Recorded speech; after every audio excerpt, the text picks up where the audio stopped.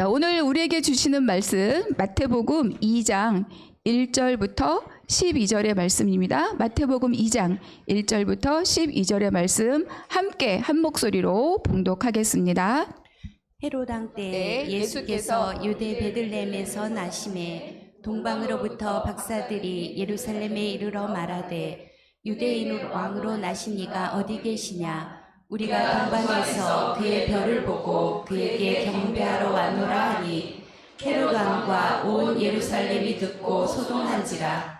왕이 모든 대제사장과 백성의 서기관들을 모아 그리스도가 어디서 나겠느냐 물으니 이르되 유대 베들레헴이오니 이는 선지자로 이렇게 기록된 바 또 유대 땅 베들레헴아 너는 유대 고을 중에서 가장 작지 아니하도다. 내게서 한 다스리는 자가 나와서 내 백성 이스라엘의 목자가 되리라 하였음이니이다.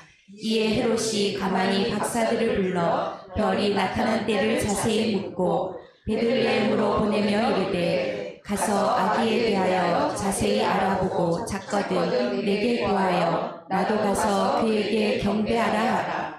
박사들이 왕의 말을 듣고 갈새 동방에서 보던 그 별이 문득 앞서 인도하여 가다가 아기 있는 곳 위에 머물러 서 있는지라.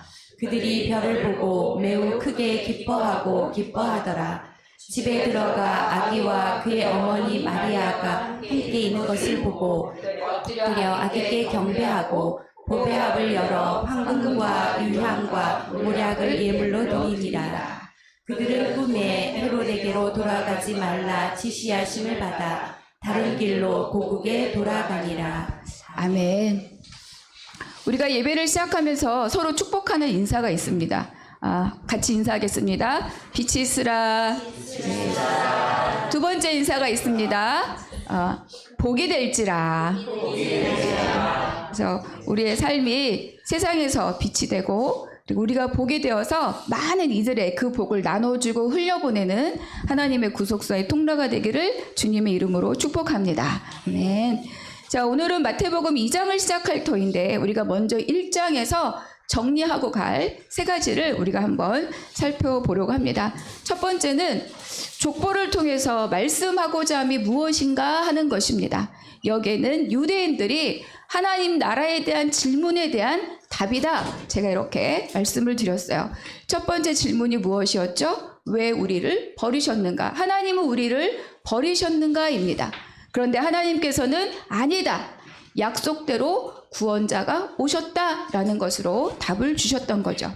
그리고 버리지 않았고 약속의 성취가 되었다라고 말씀하셨습니다. 두 번째 질문이 있었습니다. 우리의 율법의 삶은 무엇입니까? 율법을 지키는 삶은 의미가 없습니까? 라는 질문이 있었죠.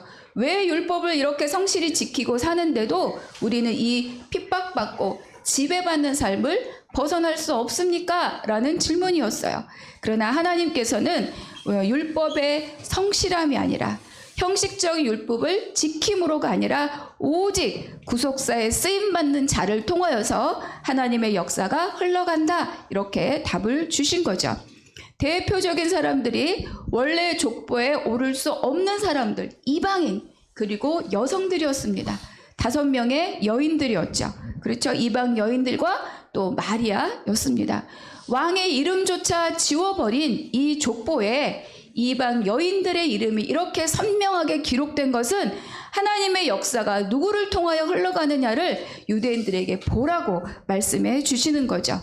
그들은 구원자가 오시는 길 그리고 구속사에 쓰임받았기 때문에 이렇게 족보에 이름이 올랐다라고 말씀해 주고 있었습니다. 세 번째 질문, 언제까지 우리는 이런 삶을 살아야 됩니까? 라는 질문이 그들에게 있었죠. 이 질문에 대하여서 주님은 이미 라고 답을 하셨습니다. 이미 하나님의 나라가 왔다. 이렇게 말씀하신 거죠. 두 번째 생각할 것은 이름입니다. 이름. 예수 그리고 임마누엘. 성경에서 나타나는 예수님의 이름은 4가지죠. 예수, 그리스도, 살아계신 하나님의 아들, 그리고 임마누엘. 예수님은 구원자이시다. 예수님은 통치자이시다. 예수님은 살아있는 하나님의 씨를 갖고 오셨다. 예수님은 우리와 함께 계시다. 이 이름을 통하여서 예수님이 누구신가를 우리에게 증명해 준 것이 바로 1장에 드러난 이름의 의미입니다. 그리고 세 번째는 하나님의 이해할 수 없는 그 부르심에 믿음으로 순종한 바로 요셉입니다.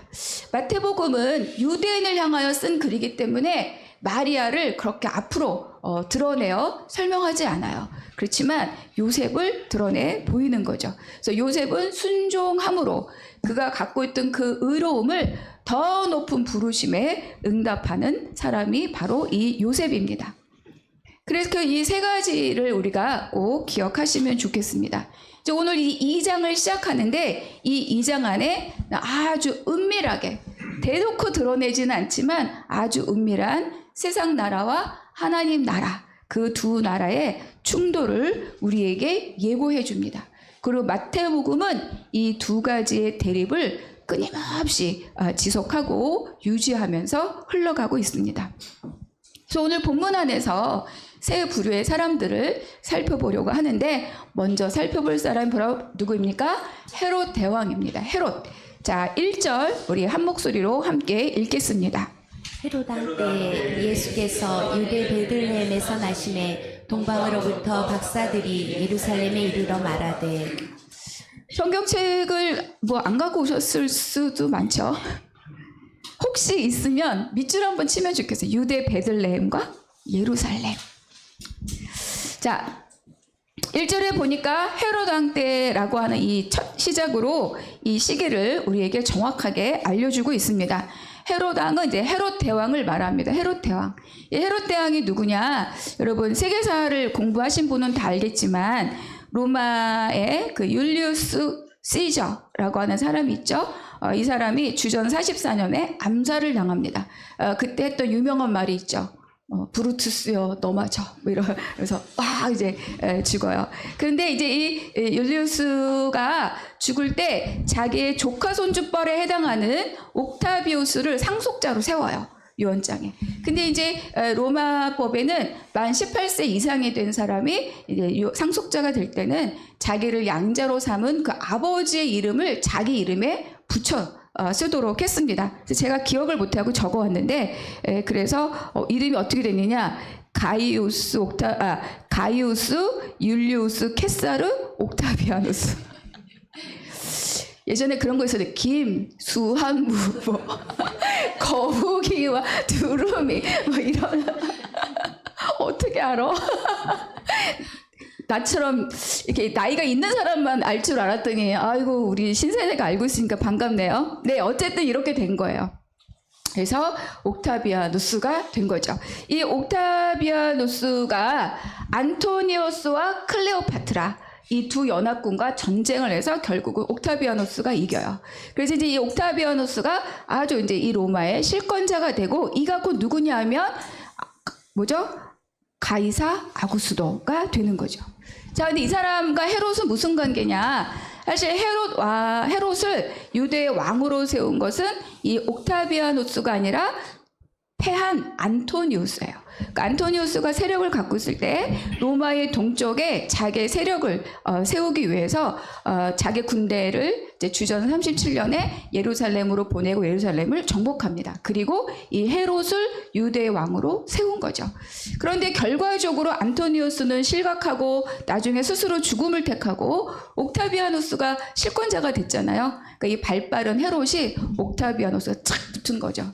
그래서 막 안토니우스와 클레오파트라에게 자기도 속았다 이러면서 결국은 이 옥타비아누스에게 헤롯 왕이라는 지위를 다시 한번 보장받습니다. 그러니까 이 안토니우스 이 아구스도 입장에서도 거기에 대체할 만한 다른 인물이 없고 그리고 또 자기가 생명을 살려줬으니까 결국 자기 손아귀에 붙들려서 말을 잘 들을 것이다. 이런 정치적인 계산이 맞아서 아구스도도 헤롯을 그냥 두고 헤롯은 여전히 유대인의 왕으로 자리를 잡을 수 있었어요. 그런데 유대인들은 이 헤롯을 좋아하지 않았어요. 왜 그러냐? 이 헤롯은 아브라함이 하갈을 통해서 난 아들 누구죠? 이스마엘의 후손입니다. 이두메 사람. 그러니까 혼혈인인 거예요.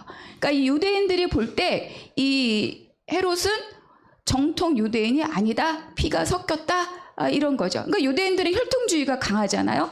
그러니까 여러 가지 이러한 이유로 헤롯을 왕으로 인정하지 않았어요. 그러니까 이 헤롯은 로마로부터도 또 자기가 다스리는 유대로부터도 넉넉한 지지를 받지 못한 사람입니다. 결국은 한편에는 비굴함으로 또 한편에는 폭력으로 자기의 왕권을 지키고 있었던 사람이 바로 이 헤롯 왕이죠. 자, 그런데 이 헤롯 왕에게 굉장히 벼락 같은 소식이 하나 날라드는 거예요. 그것이 뭐냐면 2절에 있는 말씀입니다. 2절 말씀 같이 읽겠습니다. 시작. 유대인으로 왕으로 나신 이가 어디 계시냐? 우리가 동방에서 그의 별을 보고 그에게 경배하러 왔노라 하니. 1절에 헤롯 왕, 2절에 유대인의 왕. 아까 색깔 칠하신 분은 한 번 더 칠해 보십시오. 유대인의 왕으로 나신 이가 어디 계시냐? 그러니까 동방에서 온 이 박사들이 왕으로 나신 이를 찾습니다. 이미 왕이 있는데 왕으로 나신 이를 찾는 거죠. 그러니까 마태는 예수님의 탄생 기록을 자세하게 기록하진 않지만 바로 이 한 구절, 유대인의 왕으로 나신 이가 어디에 있느냐, 이 한 구절을 통하여서 예수 그리스도가 왕으로 오셨다는 것을 지금 선언하고 있는 거죠. 그러니까 왕으로 나신 이가 오셨다는 것은 새로운 질서가 시작되었다. 새로운 통치자가 왔다. 그리고 새로운 가치가 등장한다라는 말입니다. 그리고 이 말은 다 통틀어서 결국 우리가 살아가는 삶의 자리에 굉장한 변화가 온다라는 것을 말해줍니다. 이 소식을 들은 헤롯과 그 주변의 반응은 어떠했는가? 그것이 3절이죠. 함께 읽겠습니다. 3절 시작. 헤롯 왕과 온 예루살렘이 듣고 소동한지라. 헤롯 왕을 비롯한 예루살렘의 모든 사람들의 마음이 막 요동치기 시작하는 거예요. 그리고 성내가 발칵 뒤집어졌습니다. 난리가 났죠. 새로운 왕이 나섰다고 하니 헤롯에게는 공포와 두려움이고 메시아를 기다렸던 유대인들에게는 어땠을까요? 기쁨의 소식일 수도 있지만 동시에 뭐죠? 혼돈의 시작입니다. 각자 마음이 다 다른 거예요. 그렇죠? 그러니까 사람은 살면서 삶이 흔들리는 그런 순간들을, 그런 사건과 상황들을 맞닥뜨릴 때가 있습니다. 어떤 일들은 누가 봐도 큰 일이기도 하고 어떤 일들은 그냥 살면서 있을 법한 일들도 생기죠. 뭐 예를 들어서 직장에 상사가 바뀐다. 그래도 죽을 것 같은 시간을 보내는 사람들이 있어요. 그렇죠? 또 내 후배가 먼저 승진을 했다라든지 또 내가 별로 대수롭게 여기지 않은 사람이 어느 날 오랜만에 만났는데 뭐 어마어마하게 뭐 되어 있다든지. 저는 그런 경험이 있거든요. 제가 그때 한 3일을 못 일어났어요. 너무 쇼크를 받아가지고. 그럴 때가 있다는 거예요. 그리고 제가 이제 어떤 집사님한테 직접 들은 얘기인데 자녀가 사춘기가 오면 굉장히 부모님들과 갈등을 이제 많이 하잖아요. 그런데 이 자기 사춘기에 들어온 이 아들이 엄마랑 얘기를 하다가 늘 내 품 안에 있던 아들인데 엄마랑 얘기를 하다가 벌떡 일어나더니 집에 방에 문을 쾅 닫았대요. 근데 쾅 닫는 것뿐만 아니라 철컥하고 문이 잠기는 소리를 듣는 순간 자기가 머리가 하얗게 되면서 내 인생 끝났다. 그리고 밥도 못 먹었대. 네, 그럴 수도 있겠죠. 네, 경험하신 분들이 혹시 그런 아들과 딸이 혹시 여기 있나요? 그렇습니다. 그러니까 누구나 예상하지 못한 일을 맞닥뜨릴 때 불안이 없을 수 있는 사람은 없습니다. 그럼에도 불구하고 각각의 사람들은 그런 일들 앞에 다 각자 다른 반응을 하게 되죠. 어떤 사람들은 그 사건과 상황이 있지만 담대하게 자리를 잘 지키면서 가는 사람이 있고 또 어떤 사람은 큰일이든 작은 일이든 일마다 공포에 질리거나 회피하거나 주변과 자기 자신을 막 닥달하는 그런 사람도 있습니다. 왜 이렇게 다른 반응들이 있을 수 있나? 각자 자기 삶의 근거를 어디에 두고 있느냐에 따라 다르다는 거죠. 유한한 것에 매여 있는 사람들은 그 유한한 것이 수명을 다할 때마다 생존의 위협을 느낍니다. 그리고 내 인생이 끝났다라고 생각하는 거죠. 물론 왜곡된 생각이지만 그에게는 끝입니다. 그러니까 어떤 사람은 그래서 그것으로 인한 그 생존의 위협을 분노로 밖으로 쏟아내는 사람이 있고, 그래서 안으로 자기 자신에게 쏟아내는 사람이 있죠. 모두 다 자기 인생을 망치는 길입니다. 그러나 여러분 기억하십시오. 사건이 인생을 끝내는 일은 없습니다. 자, 이러한 갑작스러운 날벼락 같은 소식을 들은 이 헤롯은 어떠한 사람인가? 그의 존재 기반은 무엇입니까? 왕이라고 하는 이 자리입니다.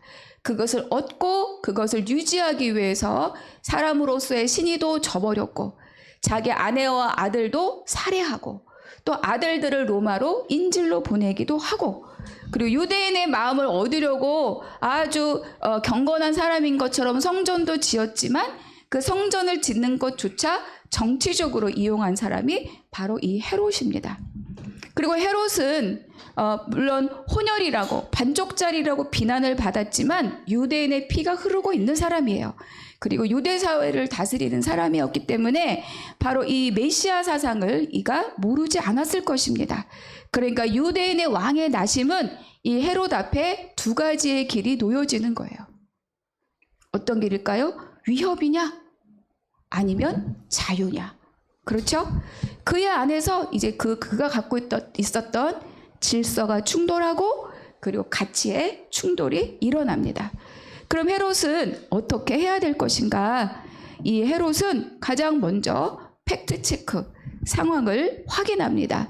4, 5, 6절인데 6절만 한번 같이 읽겠습니다. 시작. 또 유대 땅 베들레헴아, 너는 유대의 고을 중에서 가장 작지 아니하도다. 내게서 한 다스리는 자가 나와서 내 백성 이스라엘의 목자가 되리라 하였습니다. 우리가 잘 알고 있는 미가서의 말씀이에요. 그러니까 이들에게 찾아가서, 이 종교 지도자들, 제사장들, 서기관들 불러놓고, 야, 메시아가 어디서 나겠느냐? 그러니까 이 말씀을 전해주는 거죠. 자, 헤롯은 이 예언의 말씀을 귀로 들었지만 그것의 의미가 무엇인지는 알지 못하는 사람이에요. 그저 왕이라는 자리가 자기 삶의 기반이기 때문에 이 소식이 자기 삶의 기반을 흔드는, 위협하는 대상으로만 인지되었을 뿐입니다. 그래서 그는 이 두 가지 길이 놓였으나 그는 어떻게 이 사건 앞에 응답하는가? 16절, 17절, 18절의 말씀 같이 읽겠습니다. 시작. 이에 헤롯이 박사들에게 속은 줄 알고 심히 노하여 사람을 보내어 베들레헴과 그 모든 지경 안에 있는 산의 아이를 박사들에게 자세히 알아본 그 때를 기준하여 2살부터 그 아래로 다 죽이니, 이에 선지자 예레미야를 통하여 말씀하신 바 라마에서 슬퍼하며 크게 통곡하는 소리가 들리니 라헬이 그 자식을 위하여 애곡하는 것이라. 그가 자식이 없으므로 위로받기를 거절하였도다 함이 이루어졌느니라. 그는 어떤 길을 택했습니까? 살리는 길을 택하지 않고 죽이는 길을 택한 거죠. 자유의 길이 아니라 다시 한번 자기를 유한한 것에 갉아먹는 것으로 선택했습니다. 사람이 자기 자신에게만 집중되어 있으면 하나님의 일하심을 발견할 수 없고 하나님 나라를 살아갈 수 없습니다. 헤롯이 유대인의 왕의 나심이 무엇인지, 자기 앞에 닥친 이 삶의 기반이 흔들리는 이 사건이 무엇인지 조금도 관심이 없는 거예요. 물어보려고 하기조차 하지 않았습니다. 그가 그런 사람이었던 거죠. 그래서 오직 내가 왕이니 내 존재를, 내 자리를 위협하는 존재들은 모두 죽여야만 내가 산다고 생각하는 아주 원초적인 생존 의식만 남아있는 사람이었던 거죠. 자기가 살고자 참 생명이신 예수 그리스도의 나심을 회방하고 그리고 죽이려는 자가 바로 이 헤롯이었습니다.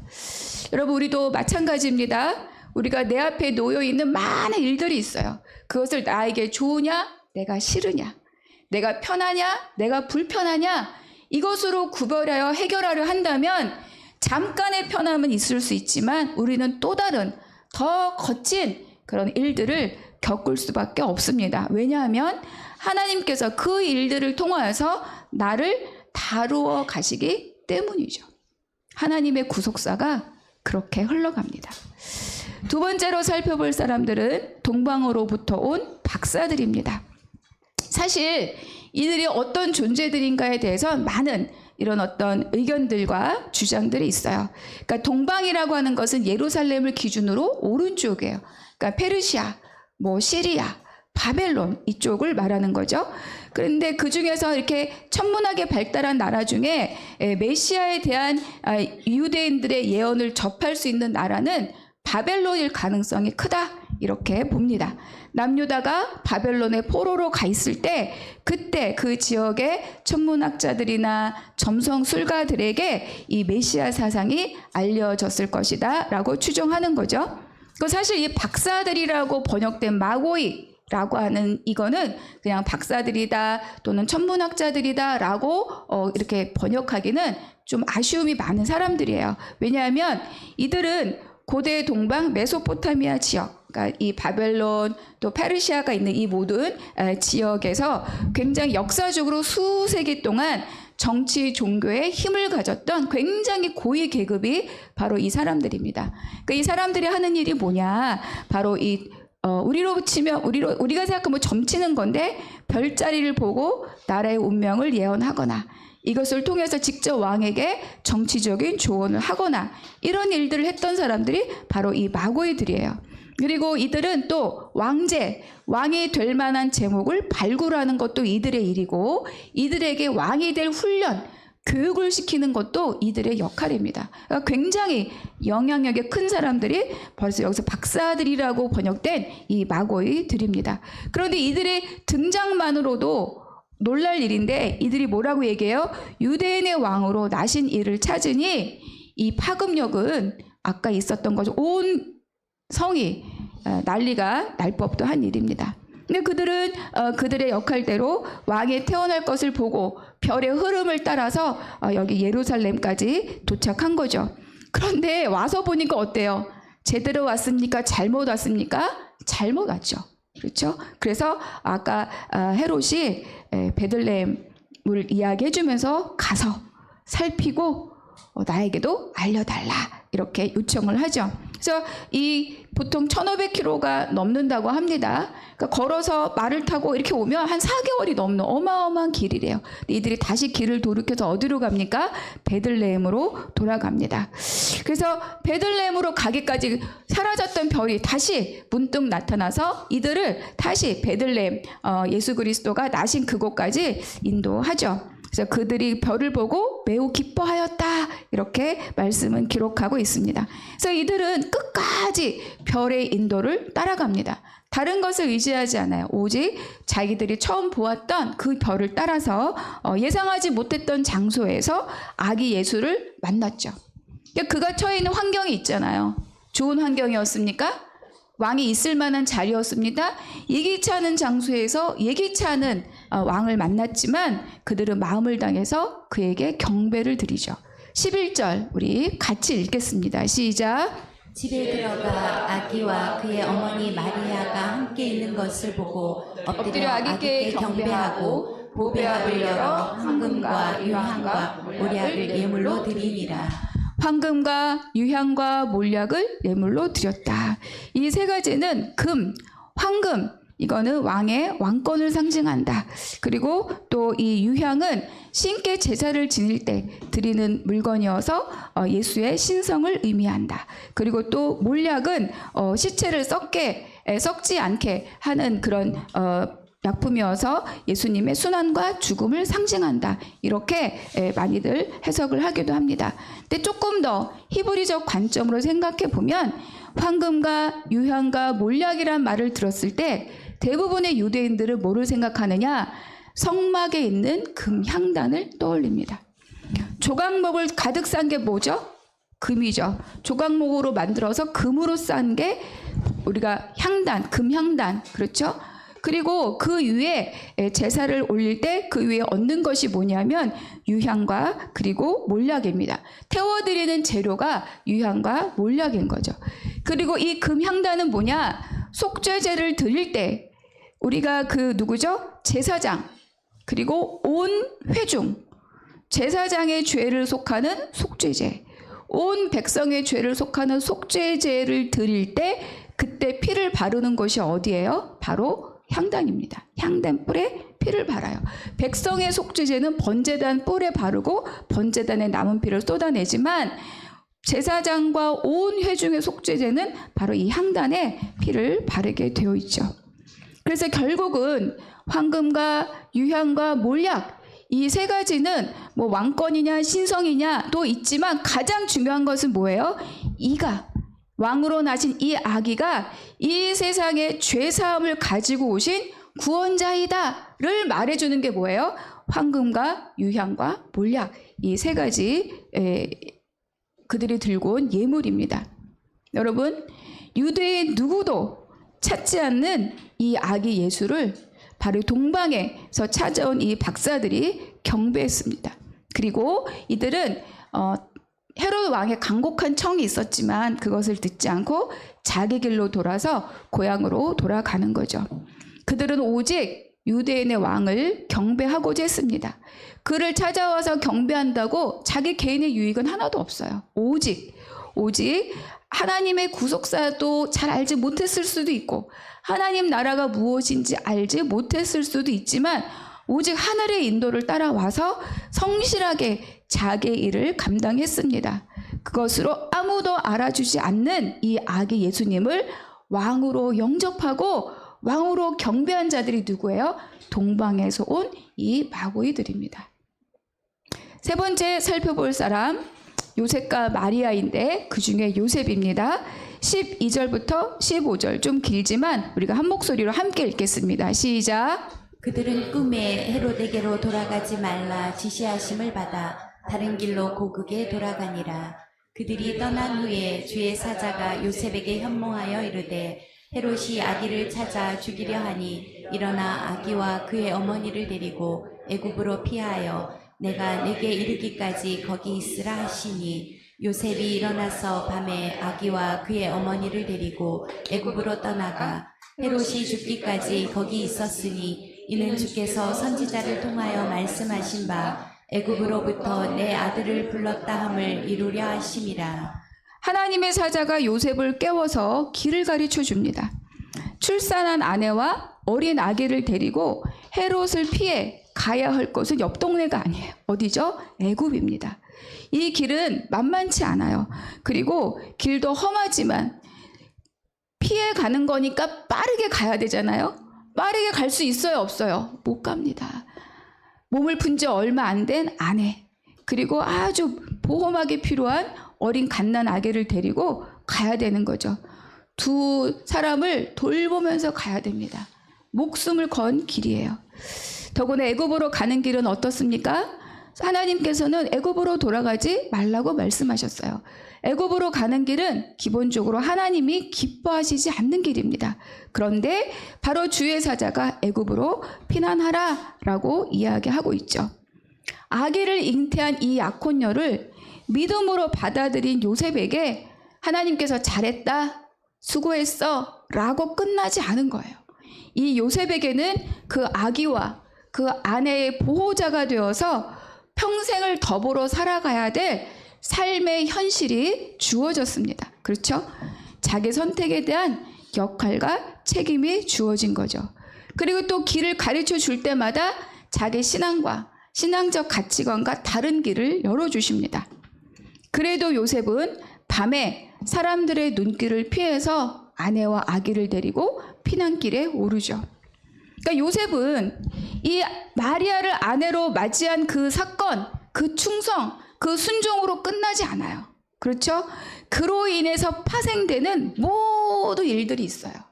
그것에 대해서 요셉은 더 이상 불평을 하거나 불만하지 않고 하나님의 명령에 순종하고 따라갑니다. 지난 시간에 말씀드린 것처럼 이것이 요셉의 의로움입니다. 여러분 우리도 마찬가지예요. 우리가 한나무 교회 비전에 함께 하기로 하고 마음을 맞춰서 우리가 시작한 것으로 끝나는 것이 아니죠. 우리는 이 시작, 이 비전을 이루어가는 모든 과정에 날마다 사람을 살리고 교회를 세우는 이 비전에 함께 하기 위해서 날마다 그 가치가 맞느냐 맞지 않느냐를 기도하고 선택하고 그것에 대한 책임적 삶을 우리가 함께 살아갈 때에 그 길이 지속적으로 완성되어 간다는 것을 우리는 기억해야 합니다. 우리는 자주 어떤 오해를 하느냐? 내가 오늘 하나님이 기뻐하신 일을 했으니 하나님께서 나에게 이런 복을 주실 것이다 라는 기대감을 갖기도 하고 그것이 되지 않을 때 우리는 의문을 갖습니다.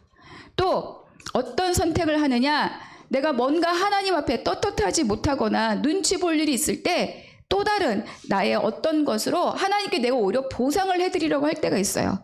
조금 더 헌신한다든지 조금 더 봉사한다든지 또 아는가 또 선교를 다녀온다든지 이런 것으로 그래서 내 죄책감과 그 나의 어떤 하나님에 대한 미안함을 나의 성실로 보상하고 씻으려고 하는 경우가 있기도 합니다. 그러나 두 가지 다 하나님께서 우리에게 원하시는 것은 아니다. 예수님은 우리에게 상을 약속하셨기 때문에 분명히 하나님 나라의 상급이 있습니다. 그러나 이 상급은 믿음의 눈으로 볼 때 발견되는 거예요. 나에게 집중하지 않고 하나님에게 집중할 때 그때야 비로소 발견되고 그것을 내가 소유하고 그것을 내가 누리는 삶을 살아갈 수 있다. 요셉은 마리아를 아내로 데려오라는 하나님의 말씀에 순종으로 응답함에 대한 그 대가로 온 그 삶의 여정을 그 삶을 묵묵히 감당하는 거죠. 그러니까 요셉의 의로움은 마리아를 데려온 것이 아니라 그것으로 파생되는 모든 삶을 감당하는 것으로 그의 의로움이 증거되는 것입니다. 그는 평생 예수의 아버지로 예수의 보호자가 되었고 예수와 마리아에 대한 세상의 비난에 대한 방패가 되었습니다. 예수님이 이 땅에 오시는 길에 그 왕을 목숨을 걸고 맞이하는 자가 바로 이 요셉과 마리아였습니다. 우리는 오늘 이 본문 안에서 세 부류의 사람들을 보았는데 거기에 두 개의 대조적인 길들이 보여집니다. 첫 번째는 무엇입니까? 헤롯 왕의 길과 유대인의 왕의 길이죠. 죽이는 자와 살리는 자입니다. 또 하나는 예루살렘의 길과 베들레헴의 길이 있습니다. 왕궁 높은 길이고 또 하나는 구유 낮은 길입니다. 죽음의 길이 있고 그리고 생명의 길이 있고 세상의 길이 있고 하나님 나라의 길이 우리에게 있습니다. 어느 길을 가느냐? 그것은 우리의 선택입니다. 그리고 그 선택이 외모가, 외향이, 직업이 무엇이냐 상관없이 그 선택이 바로 내가 누구냐를 우리에게 증거해 주는 거죠. 나는 누구입니까? 나는 어떤 길을 갑니까? 우리는 근본적으로 죽음의 길에 놓여 있다가 생명의 길로 옮김받은 사람들입니다. 우리는 세상의 길을 따르다가 하나님의 구속의 은혜를 입어서 하나님 나라의 길로 방향 전환한 사람들이에요. 그러나 한 번의 선택이, 한 번의 방향 전환이 우리의 존재 자체를 바꾸어 주지는 않습니다. 우리는 날마다 하루하루 우리를 다시 헤롯 왕의 길로, 세상의 길로 끌어가는 세력 또는 끌려가고 싶은 썩어져 가는 유혹의 욕심을 따르는 그것과 날마다 싸움을 벌여야 하는 거죠. 갑자기 이분이 막 그 유튜브 이런 데 많이 뜨는데 빅터 프랭클이라고 하는 심리학자가 있어요. 되게 유명하신 분이고 이분이 쓴 책은 자기의 자기의 경험, 실화를 바탕으로 쓴 책인데 거기에 보니까 이렇게 짧은 글이 있었어요. 나는 살아있는 인간 실험실이자 시험장이었던 강제 수용소를 4곳이나 전전했습니다. 거기서 어떤 사람은 성자처럼 행동할 때 또 다른 사람은 돼지처럼 행동하는 것을 보았습니다.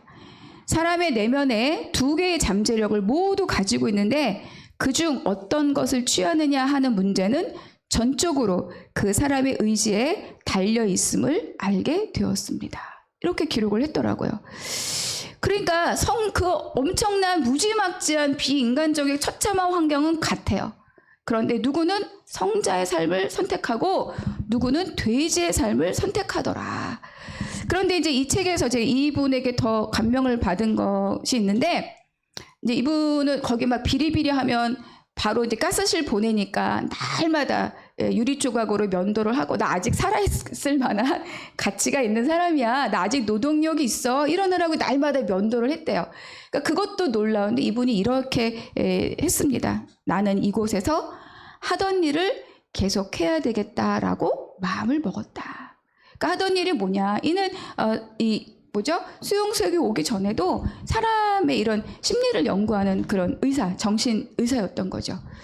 그러니까 내일 해방될 거야, 내일 풀려날 거야가 아니에요. 내일 죽을 수도 있어요. 그런데 오늘 내가 해야 할 일을, 하던 일을 계속하겠다. 그래서 거기에 그 막 비참한 환경 가운데 얼마나 많은 사람들의 그 깊은 내면이 막 다 올라오겠어요. 그거를 관찰하고 이 막 종이 막 구해서 쓰고 막 바닥에 쓰고. 근데 이는 결국은 이제 수용소를 나와서 그가 그거를 바탕으로 쓴 책과, 그리고 그가 만든 이 치료 기법이 로고테라피라고 하는 거예요. 그 환경에서 나는 하던 일을 계속 해야 되겠다. 그러니까 풀려나면 하겠다가 아니라 풀려날 수 없을 수도 있으니 나는 여기서 막 살아야 되겠다가 아닌 거예요. 가능성은 없었으나 그것을 하던 것을 하기로 선택했다는 이 한마디가 굉장히 놀라웠습니다. 여러분, 어려움, 고난과 실망과 배신은 우리 주변에 늘 있습니다. 그러나 이런 환경 속에서, 이런 상황 속에서 내가 하나님께 어떻게 응답하느냐, 그것이 자기인 거죠. 내가 목사여도 그 응답으로 너는 온만 목사이지 아니다, 이렇게 하나님 말씀하실 수도 있는 거예요. 내가 권사여도 장로여도. 그래, 나는 아무것도 아닌 존재이지만 내가 날마다 하루하루를 하나님께 선택에, 하나님께 믿음의 응답을 통해서 그가 예수님의 족보에 오르는 자로 하나님은 기록하게 하시는 거죠. 날마다 순간마다 주의 길에 응답하시는, 그래서 주의 백성임을 증거하는 저와 여러분 모두가 되시기를 주님의 이름으로 축복합니다.